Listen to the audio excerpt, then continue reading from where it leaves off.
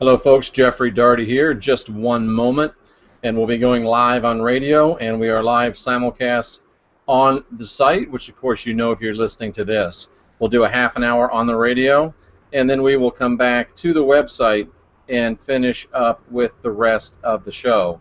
So stand by for just a few seconds for the beginning of the Jeffrey Daugherty Show, Outwitting the Devil with Napoleon Hill.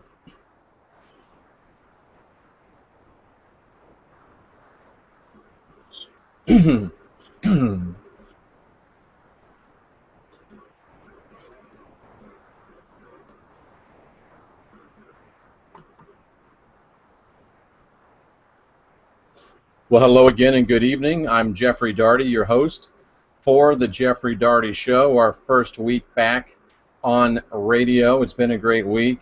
The numbers have been surprisingly good, which is not the bottom line, but it's always nice to know that folks are tuning in. I'm getting a lot of emails about the subject matter.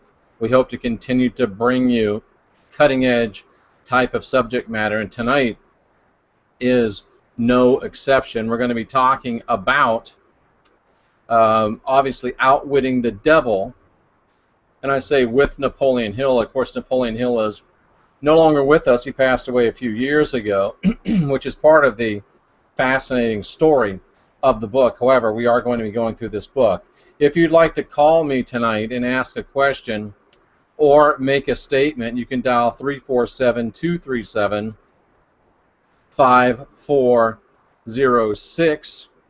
If you'd like to send a tweet at NC Kabbalah, if you'd like to email me, my email address is Jeffrey, Jeffrey, at I am in, like in news, C like in cosmic, K like in knowledge.com. You can also find me on Facebook under the Jeffrey Daugherty Show and, pardon me, under Jeffrey Daugherty.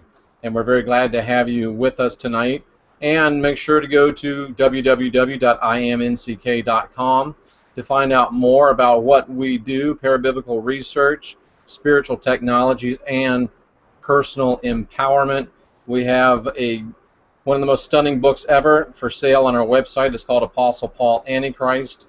It's a story that Thomas Jefferson started telling. I'm finishing how Paul, with the aid of Nero, who would soon be emperor of Rome, hijacked the Jesus movement and created a fear-based control matrix in its stead, one which we are still living under today.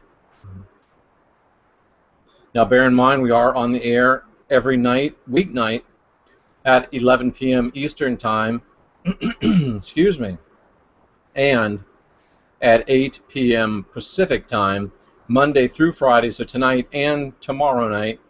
And we're probably going to be talking about outwitting the devil both of those nights. I encourage you to get on our website, take a look at what we've got going on there.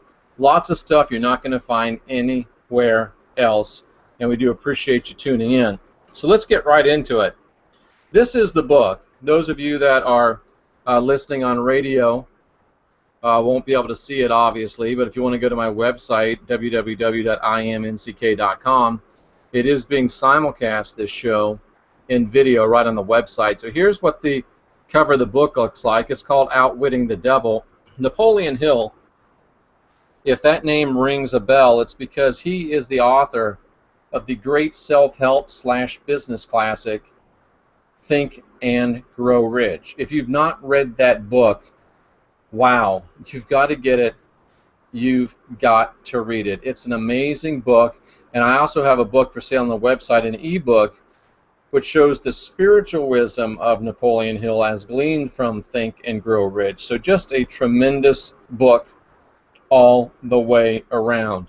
Now, interestingly enough, Napoleon Hill wrote Outwitting the Devil in 1938, which I believe was just right after he finished Think and Grow Rich. Yes, I'm sure it was. It was right after he finished Think and Grow Rich.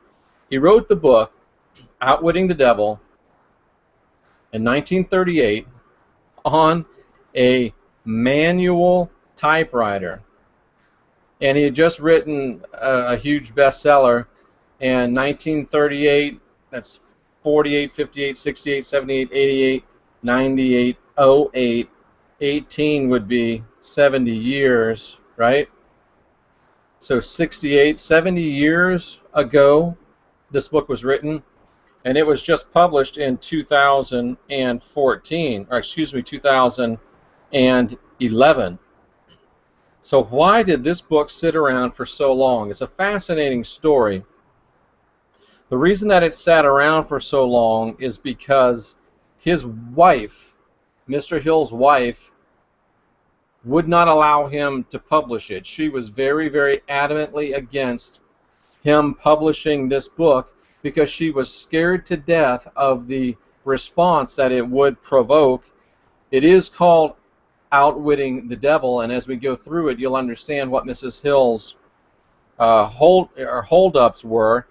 She, in her own words, was worried about her husband revealing the devil's work around each of us every day in our churches, in our schools, in our politics, and she was worried that this book threatened the very core of society as it was known at that time, and as we get into this book, certainly as it is known at this time. Her name was Annie Lou Hill, and she just would not acquiesce to publishing the book, so Mr. Hill, wanting to keep harmony, didn't publish the book.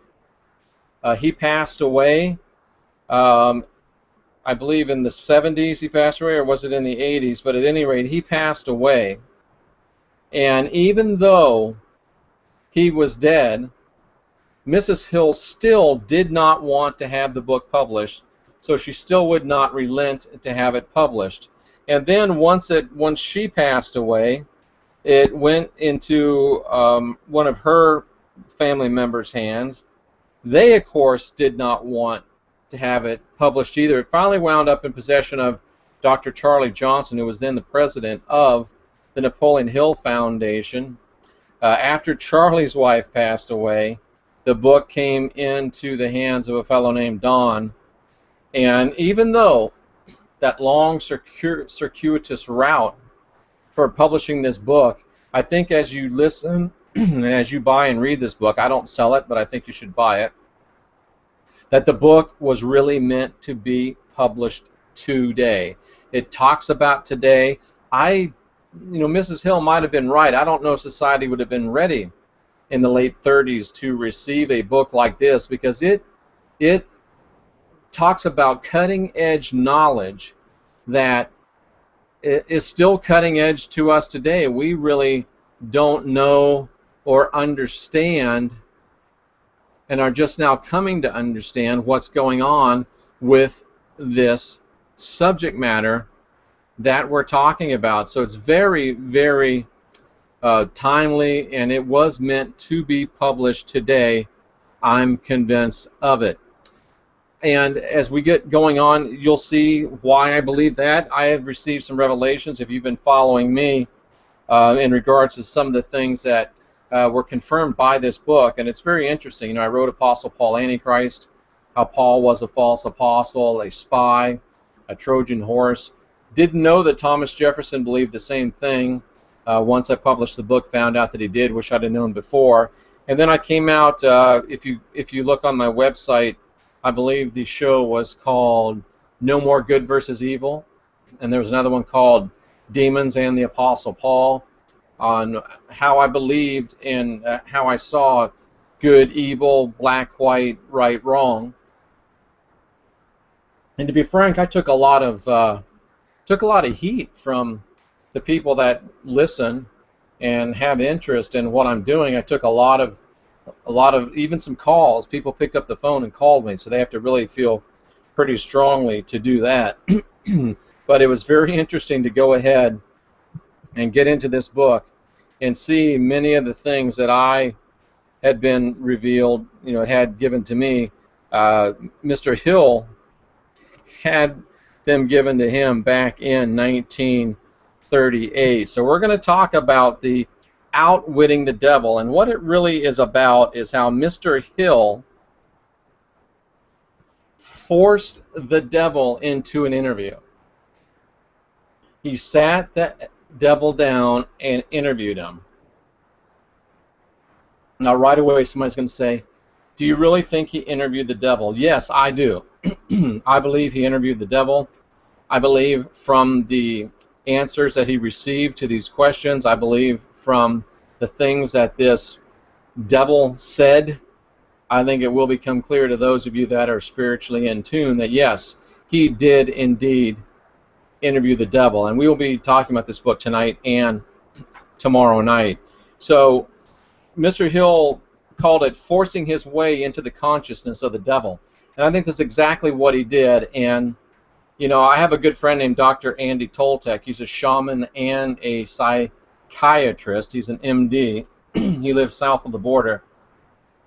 And he talks a lot about, he taught me a lot about forcing your way into spiritual situations sometimes. And a lot of times people shy away from that and don't think it's appropriate, but sometimes it's what you have to do, especially when you're dealing in the spiritual realm.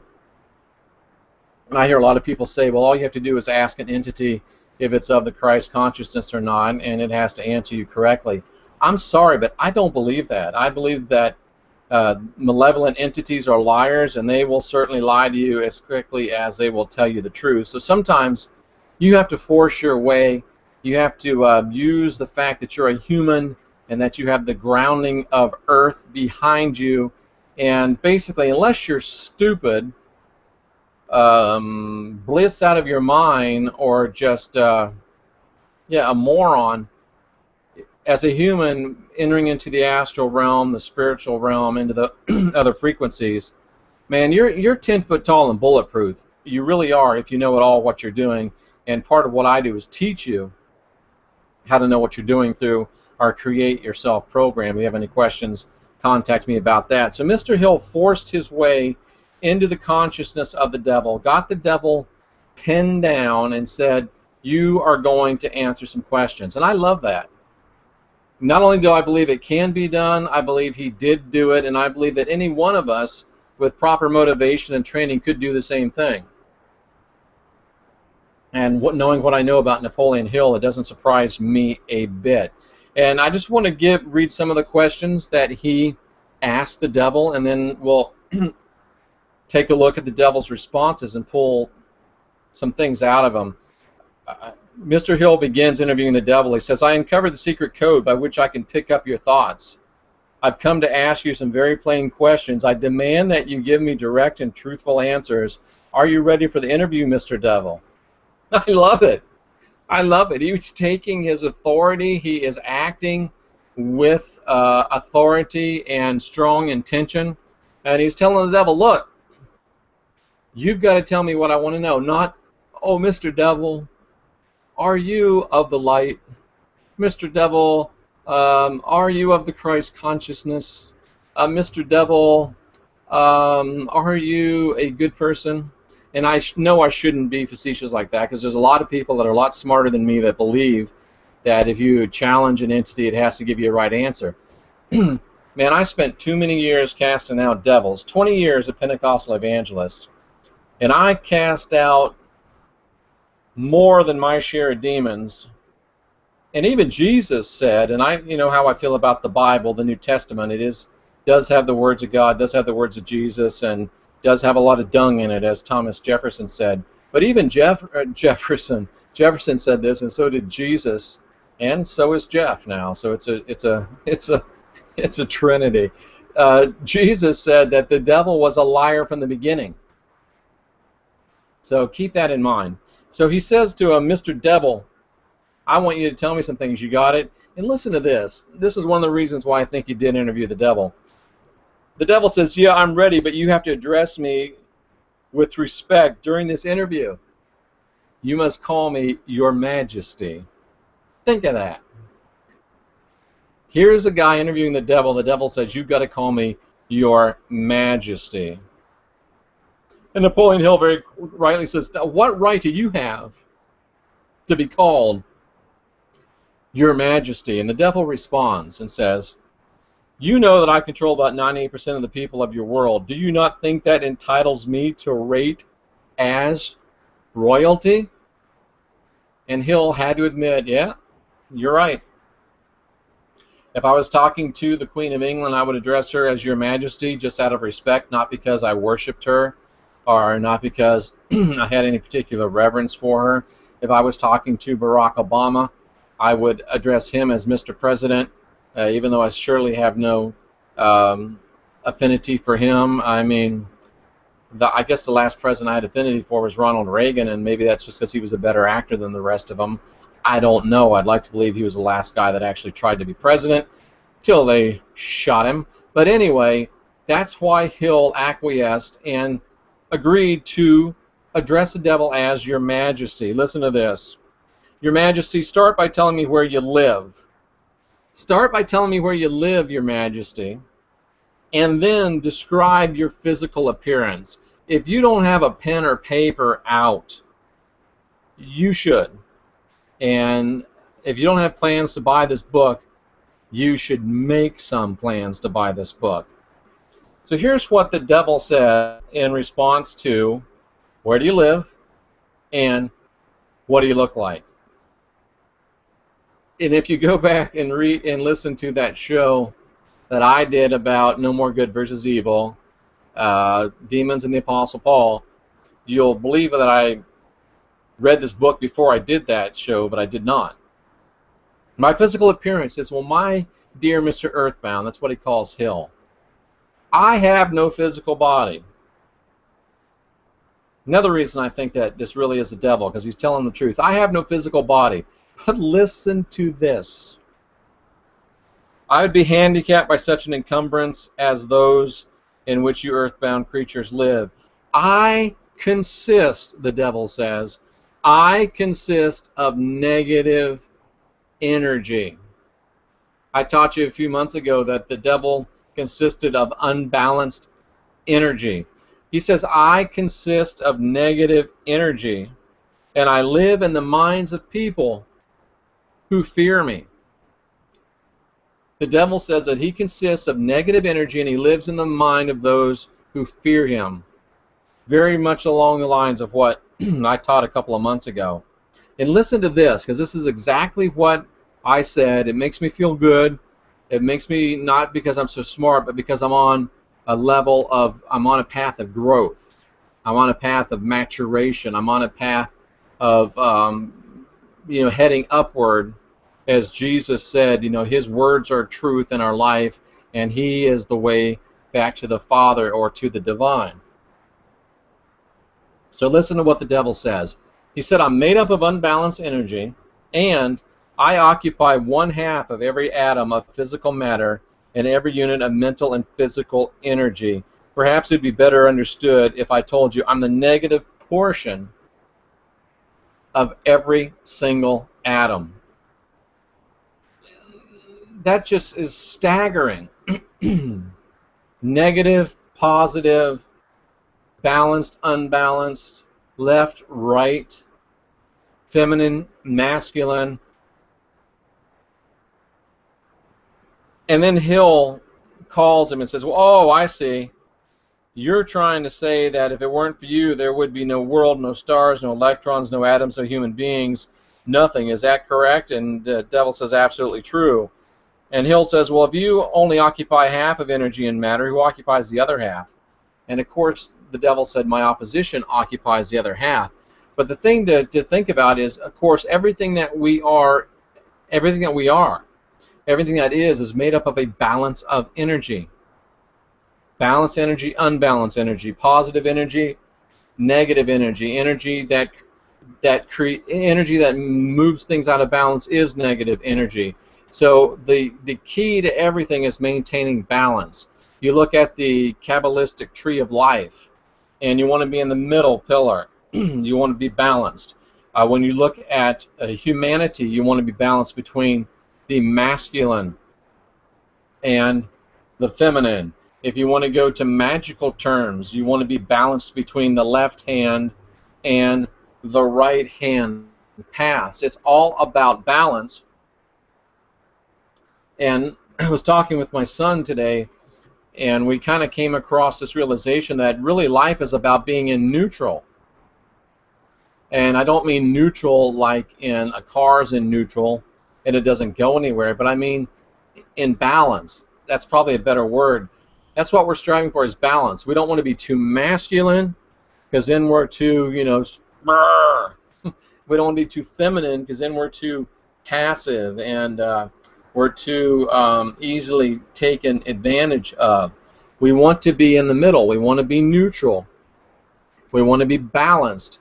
If we get too far into the masculine or the negative, as the devil is saying, then we're going to be into fear. We're going to be into control. We're going to be into jealousy, envy, all those things that James talked about that descend from, or that come up from the earth, those earthly, devilish things: fear, lust, envy, variation.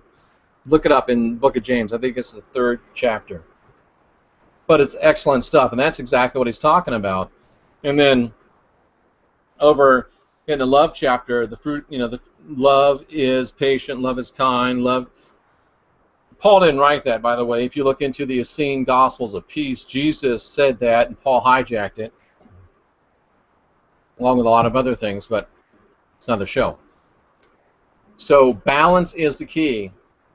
And the devil gets in control when we get out of balance, because he is, in effect, unbalanced energy by his own admission. By his own admission.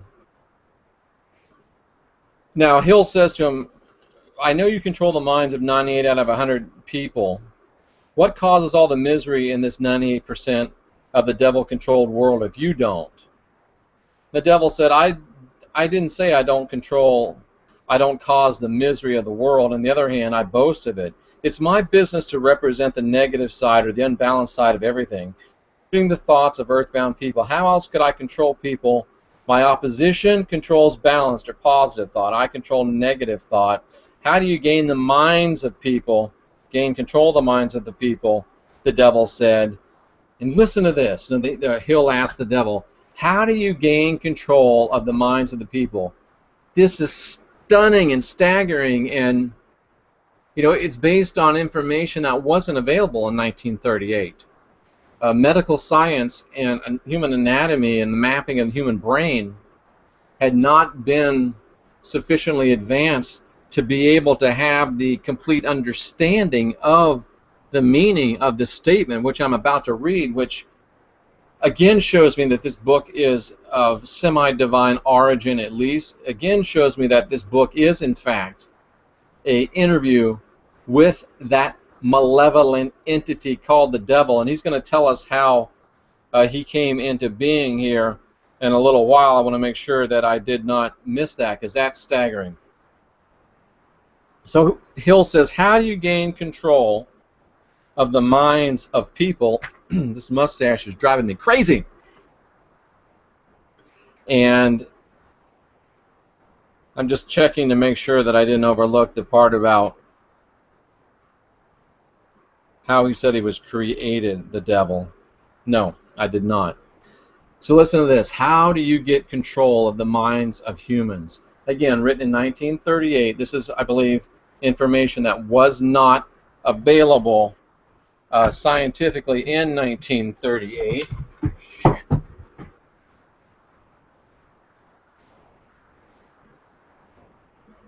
Sorry, Blog Talk listeners. I dropped the phone because I forgot to turn off the fan, and you're probably saying, what the hell is that noise? Is that the devil? No, it's just me forgetting to turn off the air conditioner before I turned on the show. Wow, that's a lot better, isn't it? So how do you control the minds of people? Well, he said that's very simple. All I do is go in and occupy the unused portion of the human brain. I sow seeds of negative thought and unbalanced thought in the minds of people so I can occupy and control all of that space. That blows me away. That literally blows me away. I'm sitting here before you blown away.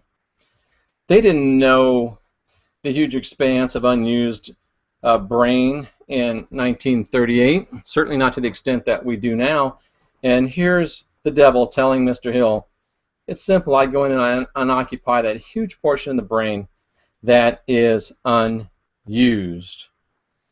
So Hill says, go ahead, describe your most clever trick, Your Majesty. And personally, I like the way that Hill is dealing with this devil. He's sowing to his vanity. He's building rapport with the devil, which is an amazing thing to watch. And by doing so, it brings the devil out and gives him answers that I don't think he may have gotten without being so clever. And again, this is such a great lesson about spiritual, we used to call it as Christian spiritual warfare, but it's really spiritual work. It's, you going up there is it up? You going into that other realm, wherever it may be, and doing the work that's necessary. And I know that's a foreign concept because most of us want to let a spirit guide do it or a ascended master, quote unquote. Oh man. Learn to be your own guru. Learn to guide your own spirit. Learn to master your own ascension. I'm running out of time on the radio side, so let me get this question answered. Describe your most clever trick, Your Majesty. One of my most clever devices for mind control is fear, says the devil. I plant the seed of fear in the minds of people, and as these seeds germinate and grow through use, I control the space they occupy. And I'm going to probably end with this pretty closely on the radio side. The 6 most effective fears are the fear of poverty, criticism, ill health, loss of love, old age, and death. So the devil says he gains control of the human mind by interjecting fear. And as soon as we end this radio portion, you can go over to the website, imnck.com, New Cosmic Knowledge, imnck.com, and you'll be able to watch the rest of the show via video. And if you can't go right now, that's all right. It will be archived as well until at least tomorrow night. Bug on the screen. So think about who generates fear. Think about who causes us to manifest fear. How about, let me think, if you're not good, you're going to go to hell. Where do you hear that from? I remember when I was a Pentecostal evangelist, man, I could preach hell so hot your feet would burn sitting on the floor of the church. I'm convinced that if there's 1 billion Christians, if you include Catholics and Protestants, if there's 2 billion Christians, there's 1,997,000 there's 98% of them that are there because of the eternal fire insurance rather than the love of God, and that's probably a little bit high, and I have no business saying that. But if fear is the #1 tool of the devil, then any organization, entity that uses fear has to be of the devil. Churches are famous for using fear. Governments are famous for using fear. Bosses are famous for using fear. That's why I want you to get out of the rat race and do your own business. But the 6 biggest fears, poverty, criticism, ill health, loss of love, old age, and death, which of these 6 fears serves you the most, Your Majesty? And the devil said, interestingly, the first and the last, poverty and death. And that just goes right to what I'm talking about with the rat race. We're so afraid of poverty. And I read a great quote. Somebody posted it on Facebook. And it was written by Jim Carrey, of course, the very famous comedian. And Jim said that his dad was actually a better comedian than he was and would have been a great success. But instead, he decided to go the safe route, and he got a job, I believe it was as an electrician, and did not pursue comedy, and ended up very late into his career losing his job, losing his pension, losing everything. And Jim Carrey made the statement, you can lose everything playing it safe, especially today. If you're going to risk it all, why not risk it on your passion? So the lady with this sexy British Accent from Blog Talk Radio. I believe she's a robot, so it's not as creepy as it sounds. Just told me we have 60 seconds left. So we're going to go ahead and bring this to a close. Tomorrow night I'll be picking up, and I will continue on the website. So if you don't go to the website, you will miss a big portion of the teaching. But we're going to be back tomorrow night with part 2 of Outwitting the Devil with Napoleon Hill on the Jeffrey Daugherty Show. And between now and then, feel free to contact me on Twitter. Feel free to contact me on Facebook. Yes, Rise Up and Glow. It is tomorrow night, part 2, and thank you for asking the question. So until tomorrow night, you Blog Talk Radio listeners, I am Jeffrey Daugherty, wishing you peace and light.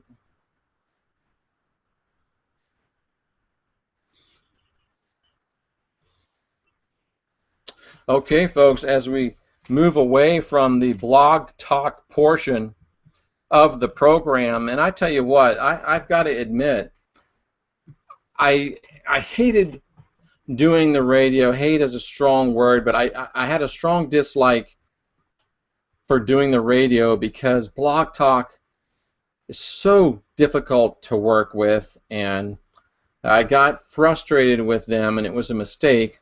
And I went away from the Blog Talk Radio for quite a long time, and a lot of people really loved the Blog Talk program, and because I felt, I guess I was upset and I was frustrated more than anything. I guess what I'm trying to say is sorry that I went off from the Blog Talk Radio. I mean, who gets up to 5, 6, 7, 8, 9, 10,000 people a week listening, interviews George Norrie, and then says, I quit. It just was stupid, and I do apologize. But at any rate, we're back for the long haul on radio, and of course right now we're definitely back on Blog Talk for that portion of it at least. And I really do want you to go check out our website. I really do want you to know what we've got going on there. And I just want to give you a quick little look as we kind of transition over. I guess you can consider this a commercial. I'm going to take a look at our, going to do my best to take a look at our website here, because I think it's definitely worth doing. It's worth taking a look at. And if this technology works, there we go. Look at that. As you can see, NCK, New Cosmic Knowledge. Joshua Allen, my son, created this logo. We've kind of revamped it. A brand new logo for the Jeffrey Daugherty Show. This is where you can always tune in to the show. Whoops, didn't want to do that. Let's close that down. But that shows you how easy it is to get to the show. Also, something that we want to keep in the forefront of your mind, which also has a brand new logo, the NCK Tour. Looking for an RV to jump in, go around the country to all of the great spiritual sites and do live programming from there, and also be able to do some teaching along the way and do some ministry along the way. There's that great new logo again as well. So that is IamNCK.com, and we want you to become involved. We want you to be a part of it, and we want you to know what we have. And we've got great books of the month. We've got the great Apostle Paul Antichrist book. And let's go ahead and continue and go a little bit more through the interview with the devil and outwitting the devil.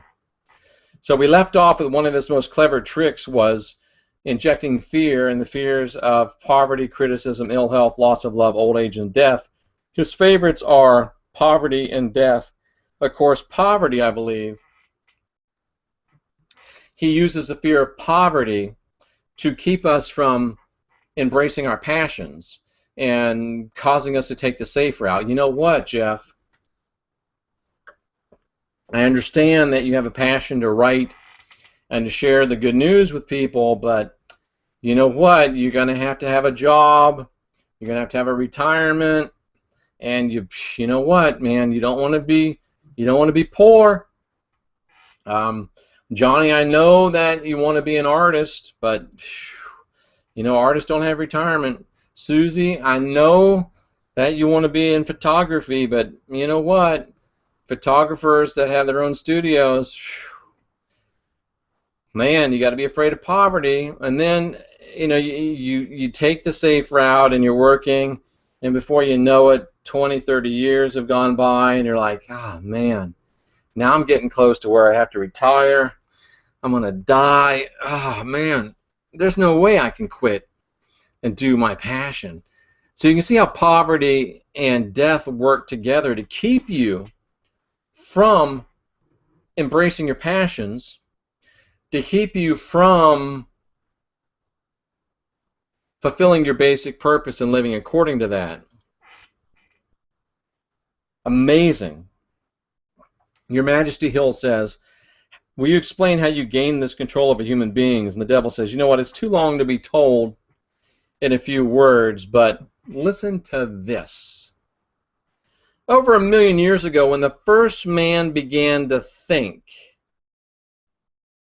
what a statement. Again, this shows me it really is the devil he's talking about, because he's talking about back in the ages past when humanoids went from the chimp stage, probably pre-chimp stage that we talked about on Monday or Tuesday.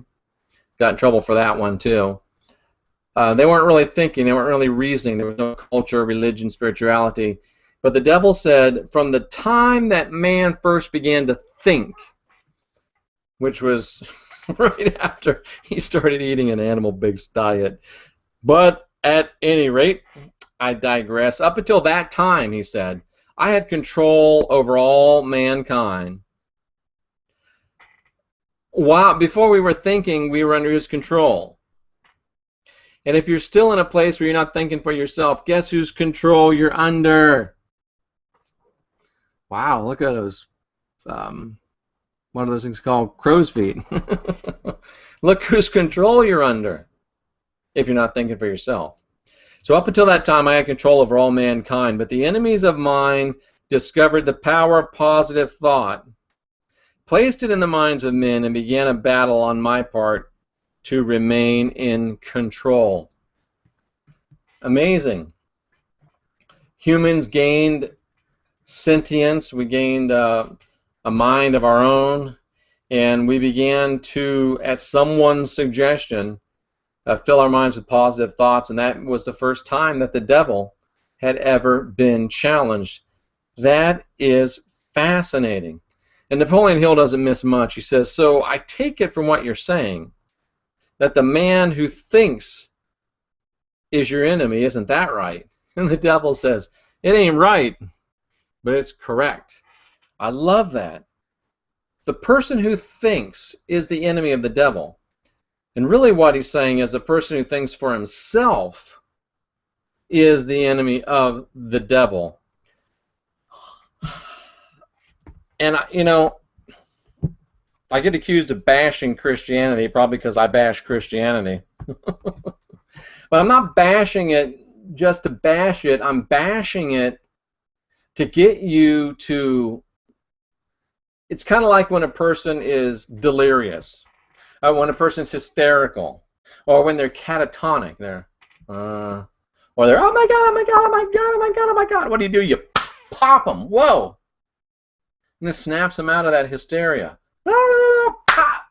Oh, yeah. Or catatonic. Pop. Oh. Snaps them out of it.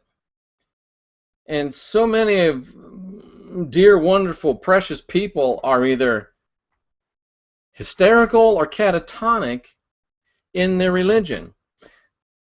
And mainly it's the Abrahamic religions, be it Islam, Judaism, Christianity. And it's just about damn time somebody said, hey, wake up, we have been duped. And that's what I do. I smack you around sometimes to bring a moment of clarity, to snap you out of hysteria, to snap you out of the catatonic state, so you can say to yourself, wait a second, I don't think for myself.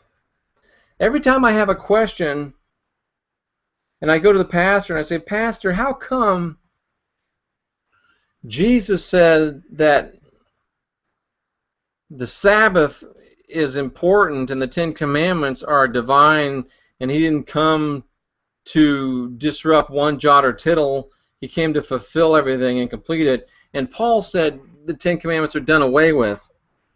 Pastor, explain that to me. And the pastor says, son, God works in mysterious ways. Or, sweetheart, you just have to have faith. You just have to have faith. Glory to God. Or, you know what? Sometimes you just need to put it on the shelf. We can't understand everything that God says. Pastor, I just can't quite get this whole Trinity thing. There's three, but they're one. The Father's the Son, the Son's the Father. There's a ghost involved. I just don't get it all. Well, son, God moves in some mysterious ways, His wonders to perform. And you go on, oh, thank you, Pastor. I'll be better.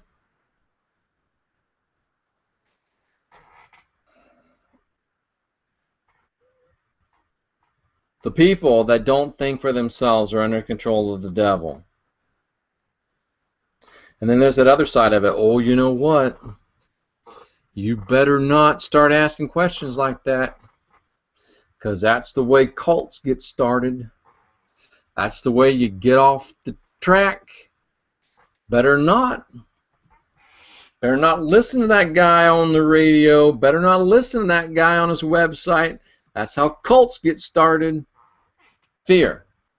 So fear, control, and you not thinking for yourself. Where do you see that? You see that in church. You see that in the government. Oh, I go out and vote. Yeah, it doesn't matter who votes. It matters who counts the votes. Anyway, you got to start thinking for yourself. And if you won't think for yourself, then you're under the control of the devil. And if you don't like that, blame Napoleon Hill. Blame Napoleon Hill. We're going to close with this. This is that part that I thought was awesome. Of course, the whole thing's awesome. Napoleon Hill says, tell me something about the world in which you live. This is good stuff. This is powerful. And the devil says, I live wherever I choose. Well, so do I, devil. Time and space do not exist for me, says the devil. I am a force best described to you as energy. It was written in 1938. They didn't know this stuff in 1938. I'm a force best described to you as energy. My favorite dwelling place is in the earthbound people's brain space. The amount of space they occupy in each individual's mind depends upon how little and what sort of thinking that person does for themselves. I cannot control any person who thinks. The devil himself, in Outwitting the Devil, says, I cannot control any person that thinks for himself. So why do I get on here and do what I do and say what I say and write what I write? Why? Because, as I've said a million times, I want to get you to think for yourself. Why? Because the devil has no control. by his own confession of a person that thinks for themselves. That's good stuff. We'll be back tomorrow night with part 2 of Outwitting the Devil with Napoleon Hill. And until then, www.imnck.com, Book of the Month, Apostle Paul Antichrist, NCK Tour, Create Yourself. Check it all out because it's all good stuff. Twitter, at NC Kabbalah, Facebook, Jeffrey Daugherty Show. And until tomorrow night, and we've got to talk about the peace sign and the cross sometime. Fascinating stuff. But until tomorrow night, I am, as always, Jeffrey Daugherty, wishing you peace and light. We'll see you tomorrow night.